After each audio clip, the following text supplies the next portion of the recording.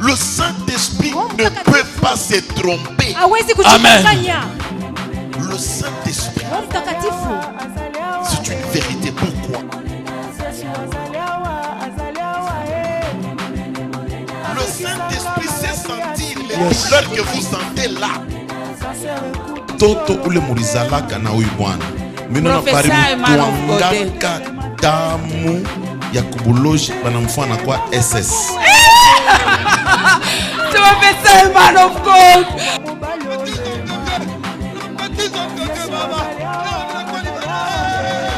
Dipa. Minasema stabilité. Inge mu maisha yako.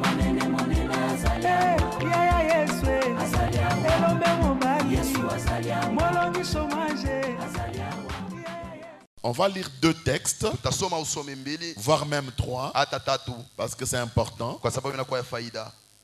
Nous sommes dans Matthieu 7:7, que tout le monde connaît depuis les Kodim.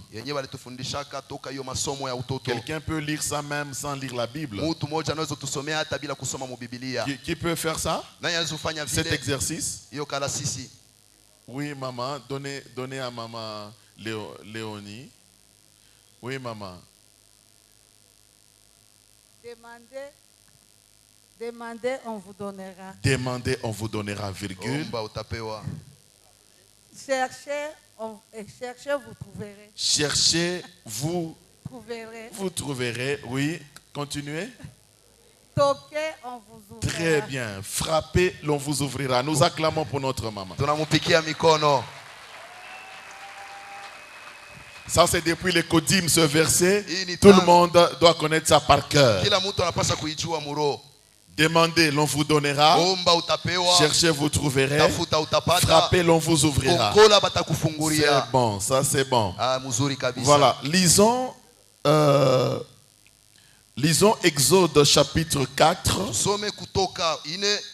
Exode chapitre 4, verset 18 à 25. Rapidement, en vitesse. Celui qui peut nous lire ça en vitesse. Et le dernier lecteur, c'est Exode chapitre 14, verset 22. Amen. Faites vite, ne prenez pas mes minutes dans mes 20 minutes. Nous lisons Exode chapitre 4, verset 18 à 25. Nous lisons au nom de Jésus-Christ. Moïse s'en alla et de retour auprès de Jéricho, de Jéthro, son beau-père, il lui dit: laisse-moi, je te prie, aller rejoindre mes frères qui sont en Égypte, afin que je voie s'ils sont encore vivants. Jéthro dit à Moïse: va en paix. L'Éternel dit à Moïse en Madian: va, retourne en Égypte, car tous ceux qui en voulaient à ta vie sont morts. Écoutez, arrêtez-vous d'abord jusque-là, on va continuer. Suivez-moi. Est-ce que vous suivez la conversation? Moïse était chez son beau-père Jéthro. J'explique aussi que ça reste aussi dans votre esprit. Il était chez son beau-frère Jéthro. Un peu de discussion. Mais finalement, Moïse s'est en sorti. Mais écoutez, Dieu vient maintenant. Pendant que Moïse est chez Jéthro. Écoutez, Dieu, il dit à Moïse: retourne en Égypte. Parce que ceux-là qui voulaient à ta vie sont morts. Jusque-là, c'est clair. Suivez encore ce que Dieu a fait à Moïse. Moïse, ici ce n'est pas le diable, ce n'est pas Satan, c'est Dieu. Moïse prit sa femme et ses filles. Moïse a pris Séphora et ses enfants. Les filles montaient sur des ânes. Oui. Et retourna dans le pays d'Égypte. Oui. Il prit dans sa main la verge de Dieu. La verge de Dieu. L'Éternel dit à Moïse: l'Éternel dit à Moïse: en partant, vous retournerez en Égypte. En partant, vous retournez en Égypte. Oui. Vois tous les prodiges que je mets en ta main. Écoutez, Dieu, écoutez, Dieu dit, voilà, prends la verge de Dieu. Moïse a pris. Dieu lui dit, ok, Il faut te rappeler de tous les prodiges là que j'avais fait avec toi par rapport à ce bâton. Continuez. Oh, continuez. En ta main, et tu les feras devant Pharaon. Oui. Et moi, j'endurcirai son cœur. Dieu s'entretient bien avec Moïse. Moi, je vais endurcir le cœur de Pharaon. Vas-y, il y a des prodiges que je vais faire. Oui, continue. Et il ne laissera point aller le peuple. Voilà. Continuez. Tu diras à Pharaon. Oui. Ainsi parle l'Éternel. Oui. Israël est mon fils. Oui. Mon premier-né. Oui. Je te dis. Oui. Laisse aller mon fils. Oui. Pour qu'il me serve. Tout ça c'est bien, l'entretien de Moïse avec Dieu. Continue. Amen. Si tu refuses de le laisser aller, oui. Voici, je ferai périr ton fils, ton premier-né. Voilà.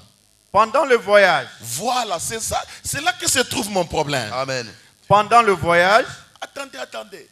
Vous voyez, dans la première partie, un bon entretien. Dieu avec Moïse. Dieu lui promet des prodiges. Dieu lui dit, écoute, même devant Pharaon, tu vas faire ça. Alors, Moïse d'ailleurs, il résistait même. Mais finalement, il s'est laissé à la volonté de Dieu. Maintenant, écoutez, pendant le voyage, Moïse qui accepte de partir pour accomplir la mission de Dieu. Pendant le voyage, oui. En un lieu où Moïse passa la nuit, l'Éternel l'attaqua et voulut le faire mourir. Mungu anamutuma kisha dans un lieu il veut se reposer. Mungu anafanya nini? Anamkatrishe. Mswahili yetu ya Mkenya anamkatrishe. Frère non. Mswahili yetu ya Mkenya. Alléluia. Amen. Amen. Hein? Amen. Dieu l'attaqua. Mungu anamkatrishe. Ye Mungu anamutuma. Mungu anamfanya ma promesse. Biote bitakuwa bien. Tout sera bien.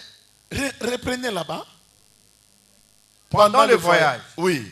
En un lieu où Moïse passa la nuit. L'Éternel l'attaqua et voulut le faire mourir. Et en plus, l'Éternel l'attaque pour le faire mourir. Dieu ne l'a pas attaqué pour s'amuser. Dieu l'a attaqué pour le tuer. Qui l'a mis sur ce chemin-là? Répondez-moi. Qui l'a mis sur ce chemin? C'est Dieu. Le même Dieu l'attaque. Il change de camp. Ah, c'est Dieu ici. Si Moïse le savait, Moïse ne quitterait pas chez Jéthro.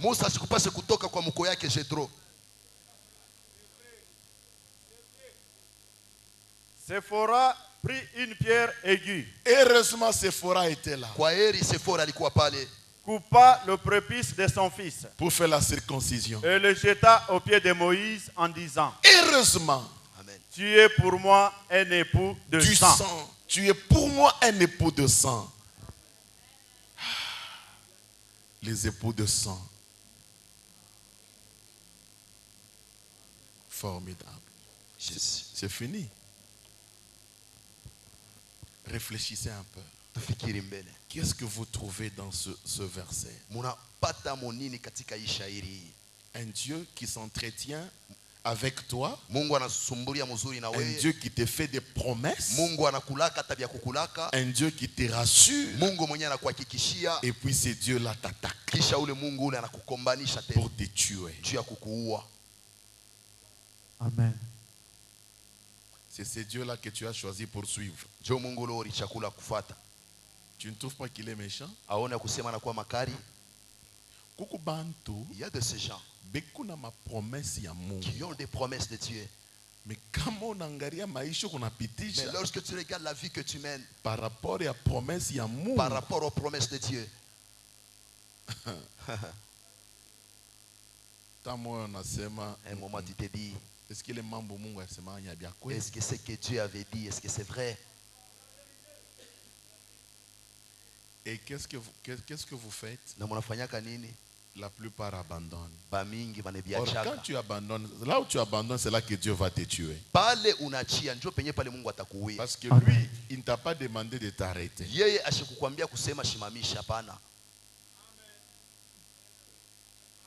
Dis à ton voisin le désert. Le désert. Dis à ton voisin le désert. Le désert. Vous savez, pour expérimenter Dieu dans la dimension de Christ, le désert, c'est un chemin obligatoire. Ça, vous devez le savoir, parce que c'est un parcours vers la croissance spirituelle. Retenez, il y a 3 étapes dans la vie chrétienne. La première étape, c'est que maman nous a lu par cœur. Il y a l'étape de demander. Ça, écoutez, soyez très à l'aise. C'est une étape où tu es là. Quand tu demandes, Dieu, je veux construire une maison. Et Dieu te donne l'argent. Tu construis la maison. Il te donne sans difficulté. Dieu ouvre des portes, des fenêtres partout. Il te donne l'argent. Construis. Tu construis une belle maison. Tu entres, tu t'assois, tu t'installes avec un beau jardin, avec une piscine, avec cette chaleur ici. Tu es là autour de la piscine, les 2 pieds dans l'eau. Dieu est bon.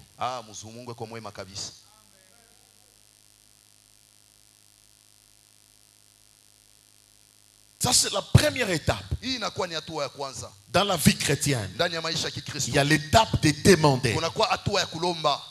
Tu demandes, papa, je vais faire des vacances avec ma famille à New York. Dieu te donne les visas sans problème.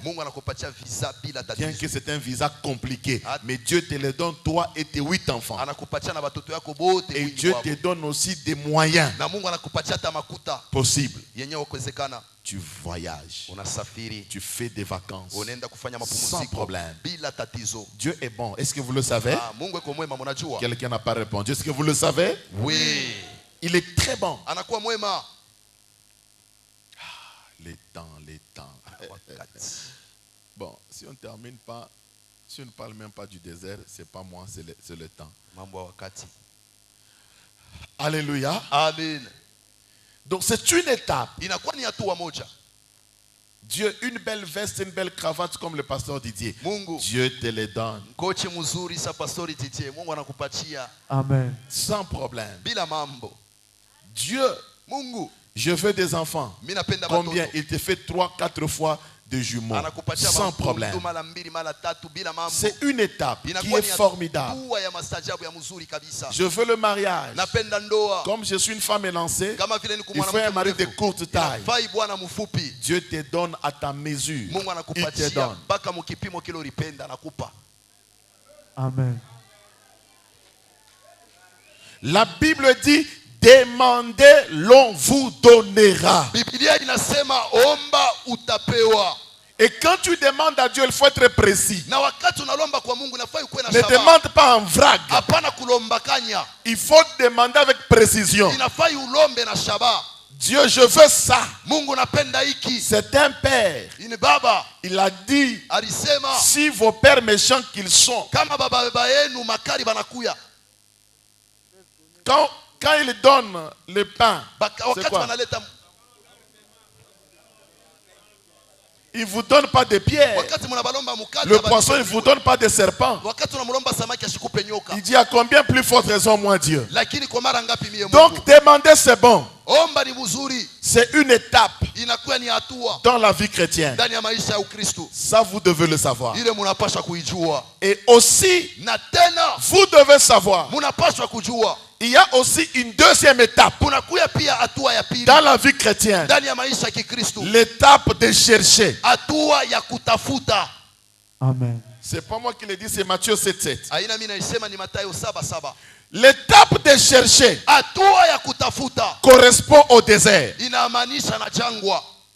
Parce que ça c'est la deuxième étape dans la vie chrétienne. L'étape de chercher.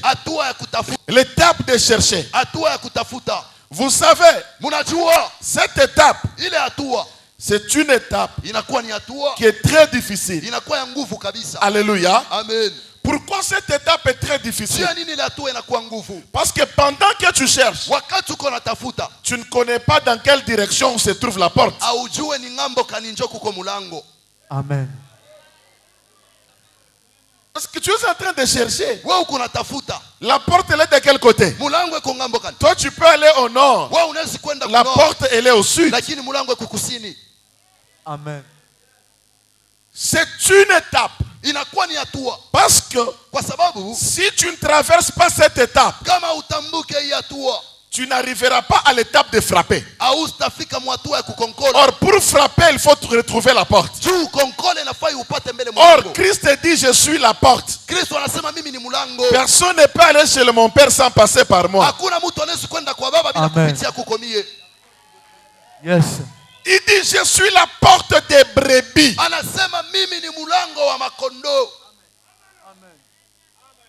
Or, tu ne peux pas arriver à frapper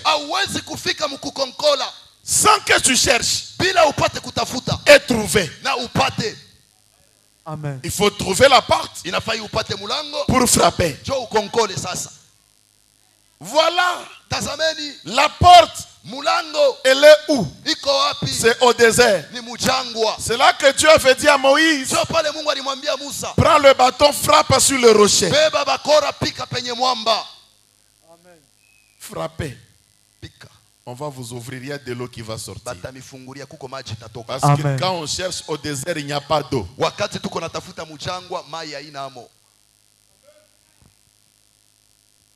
Vous venez de comprendre que le désert, il est très important et très capital dans la vie d'un chrétien qui veut expérimenter Dieu dans la dimension de Christ. Amen. Chercher, l'étape de chercher correspond au désert.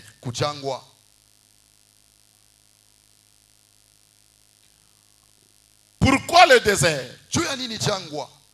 Pour arriver à Christ. Parce que le désert, c'est un lieu de préparation pour de grandes responsabilités. Amen. Quand on passe par le désert, Dieu nous prépare à de grandes responsabilités. Parce que le désert, Dieu nous prépare pour de grandes destinées. Pourquoi le désert? Pour acquérir la mentalité. Pourquoi le désert? C'est pour la circoncision des cœurs. Je vais trop vite. Je dis pourquoi le désert? C'est la préparation pour de grandes responsabilités. Pourquoi le désert? C'est pour de grandes destinées. Pourquoi le désert? C'est pour acquérir la mentalité. Pourquoi le désert? C'est pour la circoncision des cœurs. Amen. Amen. Ce sont les raisons. Maintenant, je veux vous parler du caractéristique de désert.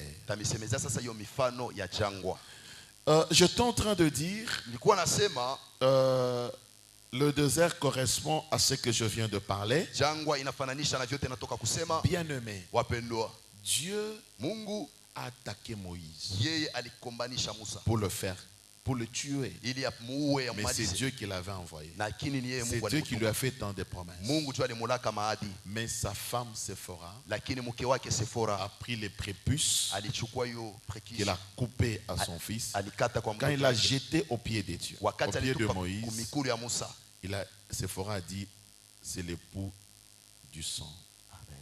Et Dieu a arrêté de tuer Moïse.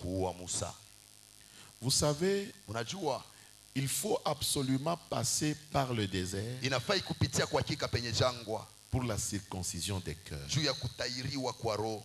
Vous savez, la circoncision Unajua kutairiwa, est très importante. kutairiwa inakuwa ya faida kabisa. Amen. Hein? Amen. C'est une peau qu'il faut enlever. Inakuwa ni ngozi yenyewe inafai kutosha. Dieu n'aime pas cette peau. Mungu asipendake ile Il faut ngozi. l'enlever. Inafai Or, kuitosha. cette peau, Ile ngozi si elle est là, kama hii kwako, elle est là à cause de la génétique. hii kwako juu ya hiyo genetique. Qui peut nous aider? La génétique en Swahili, vous pouvez? Oui? Uzao. Voilà. Elle est là, très bien, Uzao. Elle est là à cause de la génétique. C'est-à-dire quand il y a la présence de prépuces, c'est-à-dire il y a une naissance. Amen. Amen. Il y a une naissance. Alors on est avec ça. Mais Dieu, il n'aime pas ça. Il faut circoncire. Oh, la circoncision au désert, c'est la circoncision des cœurs. Je veux vous expliquer. C'est-à-dire quoi? Depuis le jardin d'Éden, Adam et Ève, écoutez, ils ont fait entrer le péché. Ce qui fait que David est en train de pleurer. Il dit, Seigneur, je sais que j'ai été conçu dans le péché. C'est-à-dire, toute personne, quand tu nais, dans le sang là, il y a toujours un péché qui est là.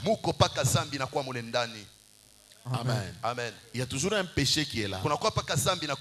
Bien que tu nais de nouveau, tu dis maintenant j'ai choisi Christ. Mais dans ton sang là, il y a toujours un péché qui reste. Et ce péché te réclame.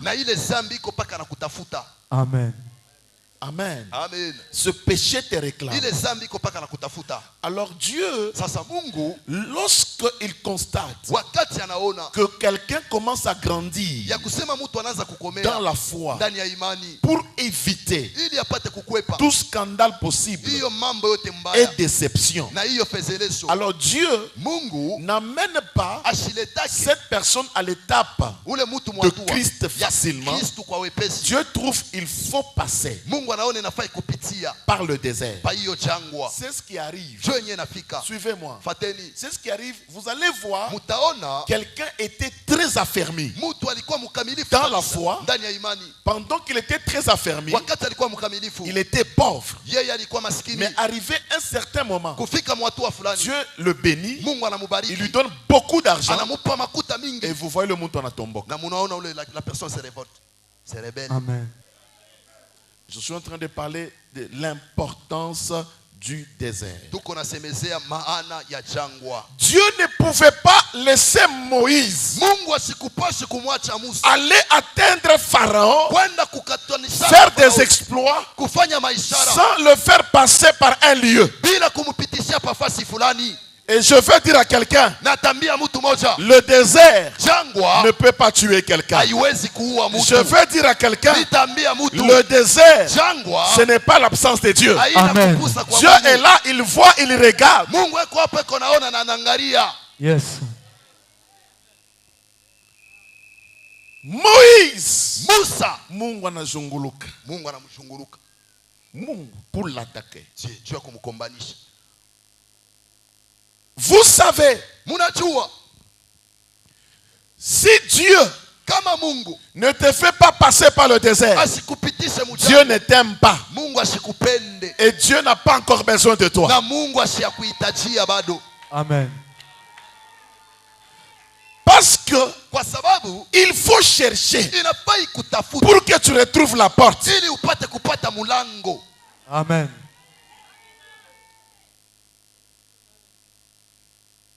Tu dois retrouver la porte. Vous savez, si Dieu continue seulement à te donner, un moment, tu ne vas plus honorer ces dieux-là. Tu vas t'habituer à lui. Et tu vas rester à l'étape d'un bébé. Or, quand tu restes ce bébé éternel, Tu as 20 ans à Otembeak. Mais derrière toi, les parents continuent à mettre au monde. Il y a les petits enfants qui naissent. À un certain moment, tu vas demander, on ne te donnera pas. On va commencer à donner d'abord aux petits enfants. Ce qui fait que, arrivé à une étape de votre vie chrétienne, vous constatez que vous priez comme si Dieu ne vous écoute pas. Vous demandez comme s'il ne vous écoute pas. Dieu, il vous entend. Il vous écoute convenablement. Mais le problème, Dieu a déjà dit, vous devez changer d'étape. Yes.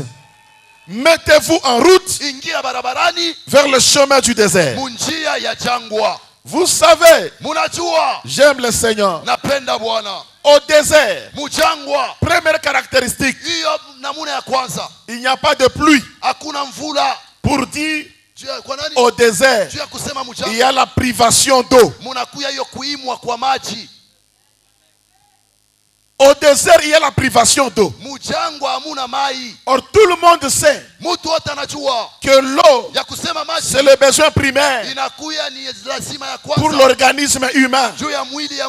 L'eau ici, c'est ça. Vos premières requêtes, vos premiers besoins, le besoin du mariage, le besoin d'argent, le besoin de la promotion, amen. Les besoins. Il y a des moments, Dieu t'a déjà fait des promesses. Je vais te donner un bon mariage. Le mariage. Le mariage vient, c'est tous tes problèmes. À un certain moment, tu risques même d'insulter les prophètes. C'est un faux prophète. Il a prophétisé. Il a donné des signes. Quand il a fini de prophétiser, même toi-même, tu étais parti prier. Dieu t'avait donné des signes. Comme Dieu a parlé avec Moïse, prends cette verge. Écoute, je vais faire des prodiges avec toi. Écoute, Dieu t'a beaucoup parlé par rapport à ton travail. Dieu t'a confirmé. Je vais te donner de l'argent. Effectivement, tu as vu, même les investisseurs, vous avez fait même la réunion avec eux. Ils t'ont confirmé même le poste. Mais il y a en jouissance, ça devient un problème. Alléluia. Amen. Vous savez, au désert, il y a la privation d'eau. Au désert, là où les choses se chauffent. Alléluia. C'est au désert où les gens perdent les repères avec Dieu. En tout cas, Mungu mina mutafuta. Et quand tu perds les repères, qu'est-ce qui va t'arriver? C'est là où les gens commencent à mourir. Ils meurent comment? Alors quelqu'un, il va dire non. Minosa moto na shuka.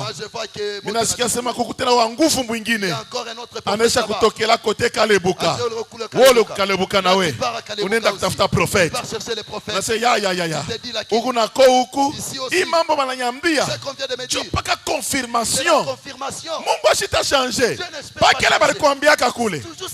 Na Mungu atakwambia kwa Kalebuka. Unatoka Kalebuka, unasema bon, niende ku plateau golf. Kushakoa matata sana. Ule ni tiko taka. Unafika, bantu bengine tiko taka bana y vivre. Mais ouais, bana ku reproduire. Pas que les promesses moya. Bana ku reproduire. Le problème, Dieu, il veut que tu acceptes, que tu comprennes que tu es dans le désert. Or, dans le désert, on ne reste pas sur place. Dans le désert, on cherche, c'est-à-dire on marche, c'est-à-dire on avance. Amen. Dans le désert, on ne reste pas sur place. Quelqu'un dit Amen. Amen. Quelqu'un dit Amen. Amen. D'ailleurs, je veux vous dire que dans le désert, Dieu ne tue pas. Mais dans le désert, il y a quand même de bonnes choses. Il y a la manne qui est là. Amen. C'est dans le désert où la manne était tombée. Dans le désert, le Jourdain était divisé en deux. Les gens sont passés. C'est-à-dire les prodiges.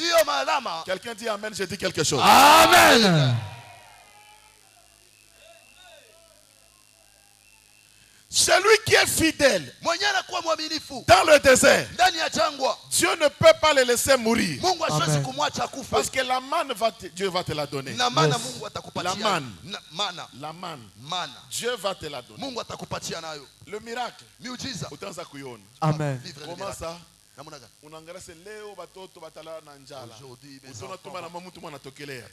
Papa, comment ça va?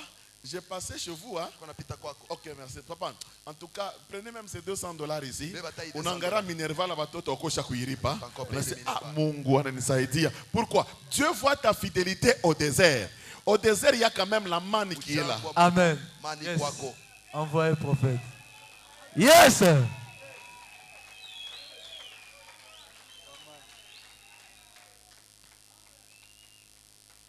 Ile saa ile banakukaburia mwezi ya mwisho kundoa, sema kama itura haupate mimba utatoka. Ndio pale Mungu anakuya analeta kamimba kanaingia. Kanafanya tu 3 mois mtumbo kanafanya nini? Kanatoka. Mune mu 3 mois mune banasema ana concevoir. Tushushe mbele ima decision turibeba. Bwana mapendo na loria. Après ile mimba inafanya nini? Inatoka au désert. Amen. Au désert, on ne peut pas te laisser mourir. Mais au désert, Dieu est là. Amen. Est-ce que vous comprenez? Amen. Est-ce que vous comprenez? Amen.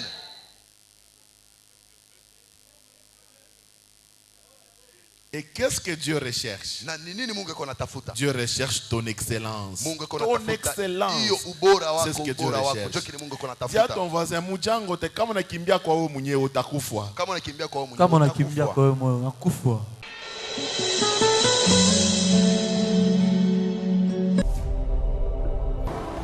Maman, prophétise, homme de Dieu. La première des choses, c'est pour ta santé. C'est-à-dire, j'ai vu des menaces. Des morts autour de toi. Parce que d'ailleurs, Dieu m'a ramené très loin. Il m'a dit que chez vous, il y a eu beaucoup de morts. Prophétise, homme de Dieu. Il n'y a pas eu beaucoup de morts? Si. Combien de personnes? 5. Sur combien? Sur 8. Sur 8. Oui. Il reste combien? 3. Une femme et 2 garçons. Et la seule femme, c'est toi. Oui. Les 2 garçons aussi, leur vie bloquée. Oui. D'ailleurs, tu sais, tel que les choses s'est passées. Prophétise, homme de Dieu. Quand je vois la succession des tombes, tel que ça se place, là-dedans, il y a eu même des jumeaux. Prophétise, homme de Dieu. Il y a eu des jumeaux qui sont morts. Ce sont des cadettes, oui. Oui, parmi les jumeaux, je vois Kamona. Oui. Et après les jumeaux, j'ai vu un certain Victor. Oui. Qui était aussi décédé. Oui. Regarde, quand on veut prendre la manière dont ces gens étaient décédés, c'était des morts subites, des morts qu'on ne s'attendait pas. Parce que si on remonte à la première tombe, je vois une certaine Charlotte. Prophétise, homme de Dieu. Tu connaissais Charlotte? C'est ma petite soeur. C'est ta petite soeur. Regardez. Et quand nous fonçons encore, il y a un certain Kisimba. Prophétise, homme de Dieu. Lui, c'était qui? C'est la jumelle. La jumelle. Oui. Voilà. Si on fonçait encore, il y a un certain Michel. C'est qui? De Dieu, c'est mon petit frère. Voilà. Et là, j'ai vu, maintenant la 6e tombe, j'ai vu prophétise, homme de Dieu. Mais Dieu dit la prière que tu viens de faire tout de suite. Amen. Elle vient débloquer cette mort. Amen, je reçois. Elle vient débloquer cette mort. Amen, je reçois. Mais il y a un problème du côté des enfants. Tu as beaucoup de filles. Prophétise, homme de Dieu. Tu as beaucoup de filles. Prophétise, homme de Dieu. Parce que je suis en train de voir, il y a l'une de tes filles, je la vois en train de pleurer dans sa maison. Et ce n'est pas ici à Lubumbashi, mais c'est à Kinshasa. Et je vois, là où elle est en train de pleurer, je vois une nationalité gabonaise. Prophétise, homme de Dieu. Tu as une fille qui est mariée à un Gabonais. Oui. Et d'ailleurs, je vois le nom de ce Gabonais, c'est un certain Willy. Je suis en train de voir ça. Dieu dit qu'il faut prier pour ta fille par rapport à son mari. Parce que je vois le diable veut que ta fille là reste main vide. Tu as compris, maman? Toi, Dieu vient de te sauver. Mais il faut prier pour ta fille. Amen. Donc je vois deux filles sur qui tu dois prier. Il y a celle qui est mariée et l'autre qui n'est pas mariée. Et l'autre qui n'est pas mariée, je la vois dans un pays étranger. Elle n'est pas ici. Où? Au Canada. Au Canada. Oui. Je la vois, elle a un bon travail. Elle est en train de travailler à l'ambassade. Prophétise, homme de Dieu. Je la vois à l'ambassade. Oui, oui. Je la vois dans un bureau où elle est enfermée. Prophétise, après le travail, je la vois en cours de route. Elle fait un accident. Et puis elle meurt. Parce que je suis en train de voir un numéro de téléphone qu'on est en train d'appeler ce numéro, personne ne répond pas. Quand je regarde à côté dans la vision, je vois la propriétaire de ce numéro au Canada, elle est par terre. Parce que je vois ce numéro, c'est le plus 161 39 79 67 70. Prophétise, homme de Dieu. Je vois, on est en train d'appeler à ce numéro-là. Mais je vois la propriétaire, elle est tombée par terre. Plus 161, 39, 79, 67, 70. Je vois, c'est par terre. Prophétise, homme de Dieu. Écoute, Dieu me dit, c'est ça le numéro de téléphone de ta fille. Oui. Regarde, maman, tu dois prier pour ces deux filles. Amen. Quand je vais commencer à faire les déclarations, il faut vraiment rester concentré sur tes deux filles. Amen. Mais les autres... Parce que celle-ci, on l'a laissé travailler, mais on a bloqué le mariage. Parce que je vois, il y a une autre là qu'on venait de prédoter, mais les choses sont compliquées. Donc, il y a un problème. Même toi-même, tu passes un moment de blocage pas possible. Mais Dieu va te faire grâce. Amen. Ne pleure pas, tu peux rentrer là-bas. Dieu va changer. Tulizaliwa 8, tukabakia ba 3. Une fille et 2 garçons. Mwanamke ni mimi. Baluko wangu bekwako mwa ukasumbalesa ile pasteur mwa kudilolo. A part ça, anasema juu ya maisha yangu, magonjwa, sante haina bien, nizidi kuomba. Leo Mungu ananitunza. Mungu ananitunza parmi ile bifo na mimi niliposha kufuata. Anasemelea juu ya batoto wangu, bale benye kwa mbali. Donc on a beau blocage. Sasa hivi wanaolewa na étranger, blocage inakuwako, maisha iendelei. Anaongea wa mwingine mwenye kwa mbali Canada, na yeye anasema unatumika, ndio anatumika kwa ambassade. Njoo ule pour le moment, anariske kufa. Ifo ni mimi mama nijiweke sana mu maombi. Juu ya Mungu atilie mkono, sijui mkono wa Mungu ni mrefu. Haina Canada, haina nini. Itafika hii maombi, ni dumu kabisa maombi. Juu kuponesha na batoto bangu. Nashukuru Mungu wa baba Christian, malgré batu beko la commenter kwa mingi. Mai haina ya leo, ni ya depuis pale konaanza. Juu batu batasema wa mai ni depuis akingala naanza. Wokovu ni wa upekee. Unapashwa uwe na imani. Ile imani yako njoo itakuhakikishia. Ndio pale mimi na repete tena, wokovu ni wa upekee. Ukipenda uishi miracle, uishi kama namna gani uishi ni wewe peke kujitia moyo. Huku kusikia itakupeleka kulufu, itakupeleka kukushindwa. Mimi nashukuru. Mungu wa baba Christian hapana, ni wa uwezo. Nilikuwa deja na karetari kiloko. Mimi nabeba taxi booking inacho Mchingola. Nilikuwa nafukuzia nipate bisi ya kwenda na Konde, ndio nipata wakati ya kwenda Dar es Salaam. Banduku, mimi nafika kwa ile bisi Ruwaka batu ile. Mimi nauliza, "Ubie?" Anasema hapana, bie bilishaisha. Bisi kufula. Banduku mimi natoka. Mimi naingia mu parking mall. Mimi nasema, "Mungu, hii mishio cha kusema, wewe unitafutie bisi ya kuingia. Hii bisi inawaka batu hii mashiko. Wewe unitafutie bisi ya kuingia." Batu banaanza kunifuia, ya kuniusha mabie. Mimi nakala banduku, mimi nauza bie ya CV. Bana nikatia bie kunaisha, mimi nakala. Wakati nenea ya kwanza safari, tunatoka mu 14 heures. Tunaanza kwenda tunafukuzia ka Pirimposhi tukua vers ma 16h 17h. Banduku mimi nashikia bunduki. Mimi nashikia batu bote banaanza kuria mubisa mule. Ilikuwa ni nini? Pne ya kumbele ya kote gauche. Inalia kapata, tunaanza kutembelea kujanta. Tulikuwa mu vitesse moja ya nguvu sana. Mimi nashimama yulu, mimi nilikuwa naboka. minaria Jésus batu barikuwa naria mubisi mule bamukibemba batu banaria sana mule mubisi. Mimi nasema Mungu wangu ni nini?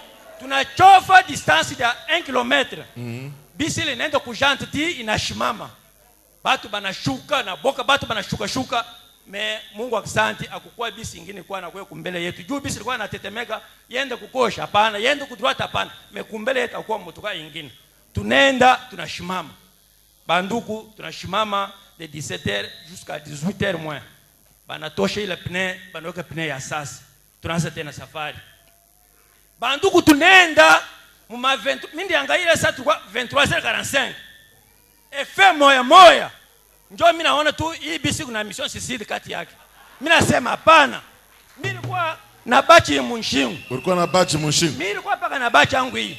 Avant ya safari mimi namwambia madam, avant ya kuweka nguo munani musakosha yangu, beba bachi hii unweke hayo ndani. Tulikuwa lendi pa kutoka mimi nasema hapana. Mwe mnekataka na mambo ya mingi. Mimi nabeba bachi mimi mwenyewe mimi naweka musakosha yangu. Na ile wakati bisi kwa nafanya vyote mimi nilikuwa na bacha mpaka munshingu. Banduku ya pili ndio mimi naona tu tunaenda. Banduku mvumbi na lamuka saka 23h45. Banduku bushiku mpori.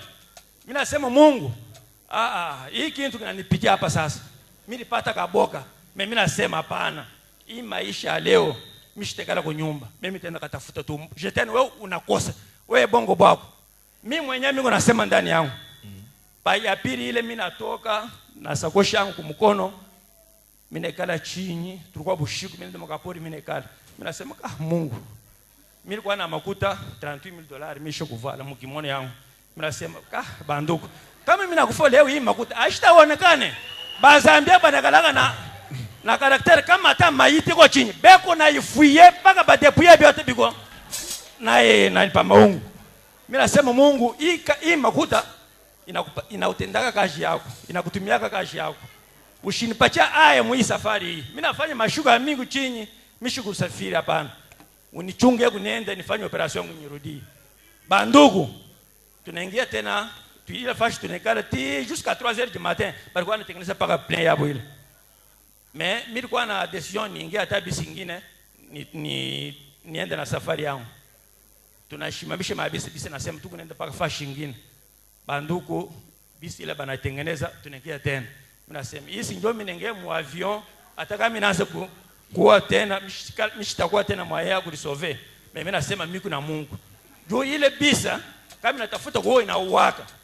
Mimi nasema kulikuwa heroine watu moyo hapa. Mwile bisi waka bantu mule alitokaka sain sauf.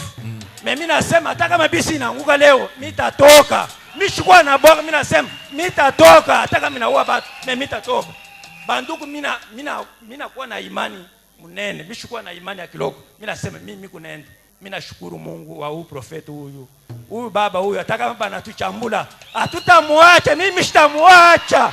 Hata kama banachambula mwende kwa sangili basema baba benyewe meshia hatutamwacha, tumstanire mkaji yake tena kwa mwisho wa safari yake. Mimi nashukuru sana eglise. Haleluya kanisa. Esengo motema nanga mwaye zate. Mayo namena natamayo. Mela. Odonction. Yes. Binongezeka binakuwa tena kama bi4, bilikuwa katatu, binakuwa bi4.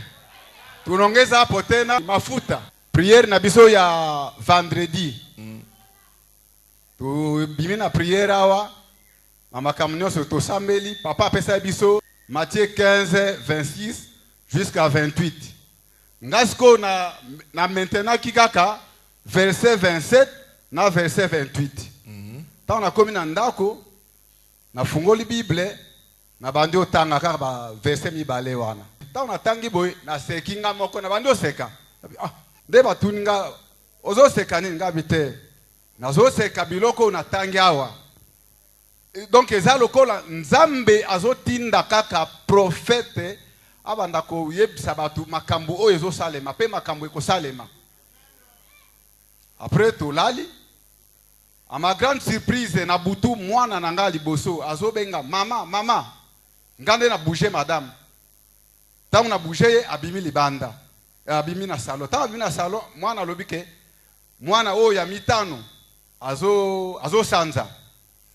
Alors, boye biso ki obimi brusquement omoni mutu omona ki mutu netamo ko ya bien mo kuti netamo ko critique na yo pe fe peso ko banga. Alors, madame na ko banga wana abenyinga sko na ko banga. Abenga papa Steffi.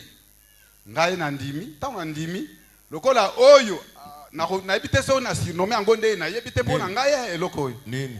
Oyo badge na ebite so na obenga ngonde ngeni po badge. Ba kombo eze belé ya ko benga ngo. Ngasko pona ngai zande arme, ezali munition, ezali donc makamwe belé. Na tika kango te. Na koza na ngada sana ngaka so nde me oyo penza na ebite so na otika kango apa. Alors, tangu ya bangi ya beningai ngape na bimi lokola oh nde ya liboso na kumbi badge na za nango. OK. Na sa kumbi badge na bimi nango na kuti mwana kwei na salon pembeni ya congélateur. Asa sanzi. Na tombo loboko mwana boy kwei na se. Ngai na kondima na nga wana nde na bima nango na église awa. Pe na simbika ka mwana na mutu boy na lobi. Nzambe ya prophète Jacob Kabamba. Ozo bikisa bao bazana ba sida. Ozo bikisa bao bazo mona te. Ozo bikisa nazo lo bango na motema, nazo méditer ngo na motema. Pena madame soka za sur place akolo. Na simi mwana ka na mutubo. Et sili après quelques 5 minutes mama bimina eau d'onction. Tama bimina eau d'onction na fungoli bouteille na sopeli mwana na mutu. Tana sopeli na mutu na zimusu na melisi. Na bengi Daniela rotelema andimi na rotelema na bitelema atelemi na simbie na loboko na fungoli porte to biso na libanda na ozwa telefone na tala boy 2h59 na ke na robinet na zui mai na ye nango na zui eau d'onction msu na che na mai na sukole na butu wana na kote na ndako tana kote na ndako nde na zui sko blende oyo na zui blende Badge. nde na latie yango alali nango. Tant on a kia wape, en tout cas, na basali o bazosala bazabato. Ba yambi biso pe bien malgré bat bazake belé. Mais ngaya avec espoir ne likia wana na kondima. Kondima ngona ebite so eza mona ndenge nini eza soki na komezira ngonde na mona ngote. Po maboko na ngeza muke. Kondima wa munene wana na zala ngoka na bike ngalelo ata bato baza million. Ngalelo funa kutana prophète. Prophète achenga loboko. Problème ngo yanga ezaki nini?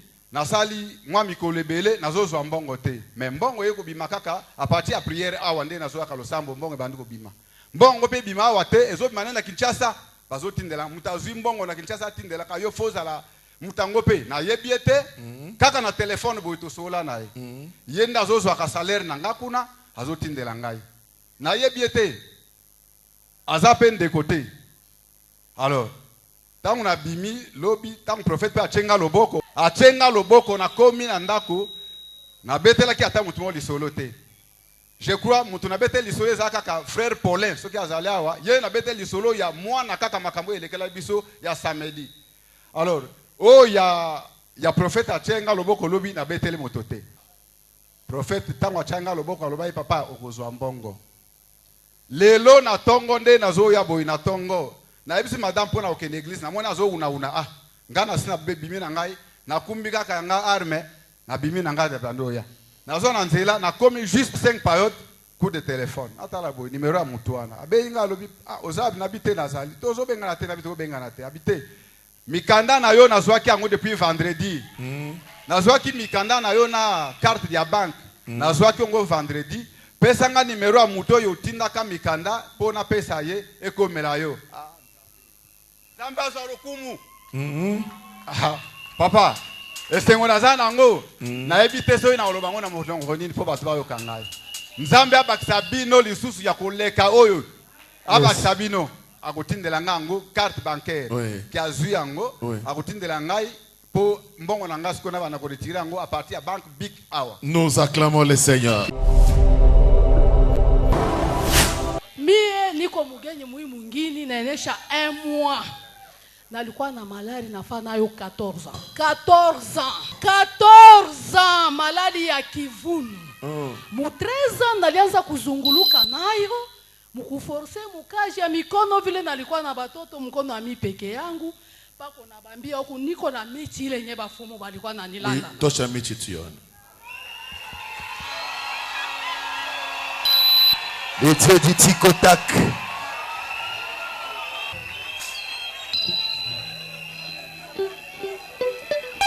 Iko ya mingi sana na ya masipositoire na nini panda 3 kiungu hii balinipa sema wanze kupikia nayo, kama unakunywa njoo utapata bujima, njoo utapata matunzo. Na kunya hii miki panda 3 hakuna changement. Kwanza kwenda na mahopito mekilikuwa kintu kimoya ndani yangu, ile imani ilikuwa nahangaika sana. Hata niko mbele ya doktor, kama doktor ananiambia sema hii malari hii dawa kama unapata njoo utapona, mimi namwambia sema vyote vinapitiaka muwezo wa Mungu. Kama Mungu anapenda mie nitapona, haina juu ya dawa yako. Mimi naingia hospitalo ya Jekamini Lwena. Nafika Lwena, daktari anasema ifo uende muradio. Naenda muradio, banabamba foto, banakuta sema mifupa yako ya mkolone enye kuachana, epui iko enye kuota kama vile nani ya peroke. Hii malari atuitunzake na aitunzi wake. Ndani yangu mimi nashikia kintu inanyambia sema ni mujibu le papa sur place, asema kwako weye hautaweza kutunza, mekuko na mtu moyo moyali kuyaka avoke wokwe doktor. Hii kwako atanitunza. Ndani yangu mimi nasema hivi, mimi nasema Mungu ifo nione mkono yako weye paka utro daktari huyu atashanje misemo yake akuaminie weye Mungu. Paka bote na banasema wende mushekamine kulubumbashi njoo kenye linifikisha huko baba. Shaikalaka huko Lubumbashi njoo kenye linikuishaka paka juu ya hii malari. Basi ile madawa ilikuwa kule ma Celestine, ma Vorterene, madawa moya specialite enye kule kubukama haikukuwa huko. Mimi nasema kombi tuende paka kule. Mekufika huko shikwenda hospitali hata hii moya. Kile kenye kilikuwa ndani yangu kiko na nyangaisha. Mimi nasema Mungu, bali benyo alikuwa la batendeaka. Balikuwa je? Ubi balikuwa na maombi kanyenye balikuwa na kuombeaka. Kama mimi sio kuomba, unionesha hata mundoto. Nikuombe le maombi juu ya mimi kufanya nini? Juu ya mimi kupona. Mala moya mimi nashikia mule mpango niko na ikala, nashikia Bwana mwana akuwe. Mimi nachofa karibu, mimi nasema niko nashikia mambo ya uprofeti Christian. Ile kanisa inekalaka wapi? Mumakomeno. Mimi na mimi mugenyu mumakomeno yenyewe shiyu. Wakwenda kunyonesha huku shimupate. Mimi nasema hapana. Paka baba montare hapa. Abana nafashi ile banakosaka kuyu. Lendi. Mimi nasema naambia mtoto yangu asema tuende tukatafute ile kanisa. 19h. Mimi naenda mimi nashimamba la bala naona montare. Mimi nasema montare. Est-ce qu'on a osé kuyua mwile kanisa ya profeti Christian? Asema mimi na yu. Mimi nasema baba twende. Sasa hebu shiko. Asema 1000 francs. Jia kichwa mtu mwami asema mpatia tao juu ya 1500 shibatu bawi. Tunafika hapa tunakuta ba frère betu wengine balikuwa hapa. Shiwe kama biko omu. Tunafika huku tunaingia makusano na mtoto. Meba kuanguka biko naanguka. Mimi nasema Mungu wangu, nianguke munguvu juu hii demo mwenyewe huyu. Anitoke. Mekile kenye kilikuwa ndani yangu inaniambia sema ushanguke munguvu. Ukaanguka munguvu ile malaria itatoka. Acha mkono itakuguza. Ile malaria itafanya nini? Itapita mbio. Ile siku tunarudia. Ilikuwa mardi, mercredi tunakuja. Mimi nauliza, fashi ya ba malaria ni wapi? Bana nionyesha kula sema fashi ya ba malaria biko kule. Mimi naenda kuikala mfashi ya malaria. Tunakusanyika ile siku ti. Ilikuwa siku ile ilikuwa papa ifo apite anze kutenga bantu na kuprofetize bantu. Bana profetize yako wengine. Mimi nasema we Mungu paka unione yako na mimi. Leo kama mimi nafika huku napenda hii malari mimi nakuya nayo huku ishie paka huku na mimi nifike mkutemwanye mkubwa wako mbele ya watu. Ile siku tunarudi jeudi shetani anashikia bila sawa Ulienda ufanya nini kule? Njoo kukamatia tena ile fashi kutoka katana inji. Vendredi mimi nasema leo njoo makusano munene ya mambo hii Mungu anataka kufanya vizuri kumbele ya watoto yake. Mimi nikose kwenda. Lakini ngine niambia sema pita mbele ukatafute mbele ataka kaka nani shindano bakutwange upate nguvu ya kwenda kule. Mimi nenda china mvile. Nenda china mvile. Mimi naenda kuuza hii dawa Voltaren. Nyingine yuko huko.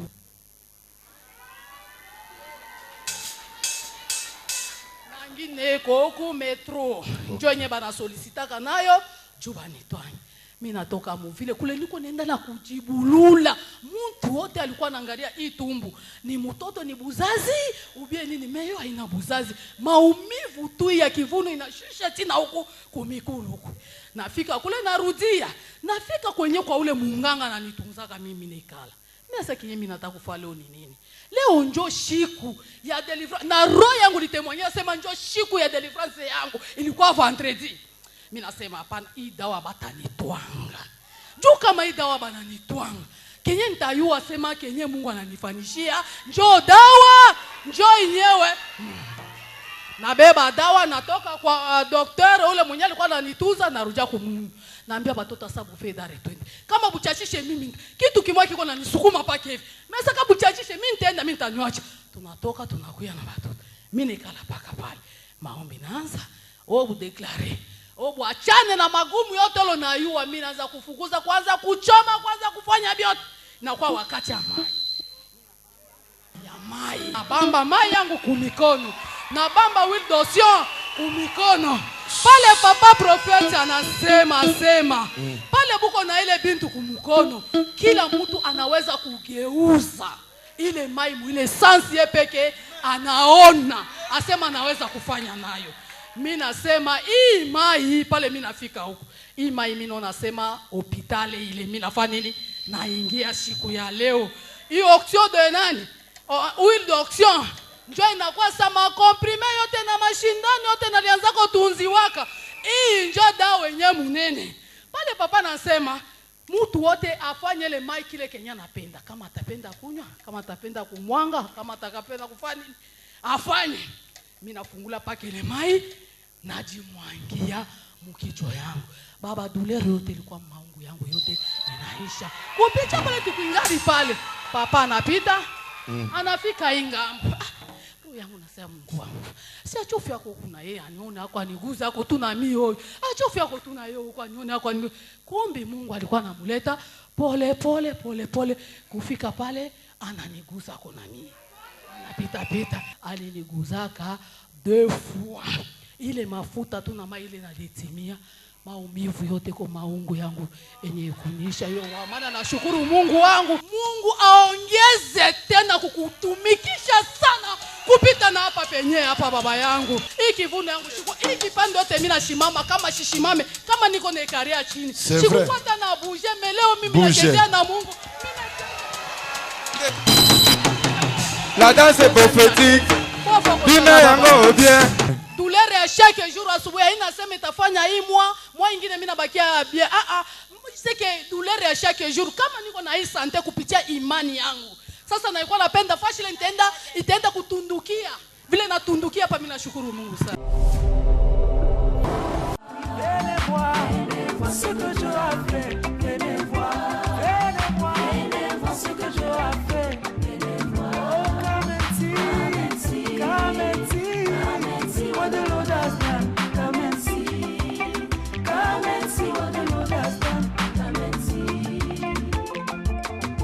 Le Saint-Esprit ne peut pas se tromper.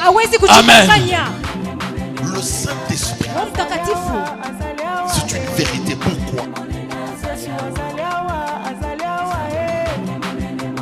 Le Saint-Esprit sait sentir les douleurs que vous sentez là.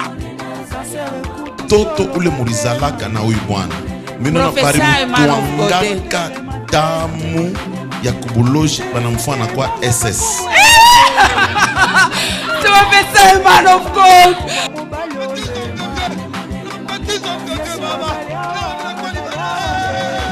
Dipa. Minasema stabilité. Ingie mu maisha yako.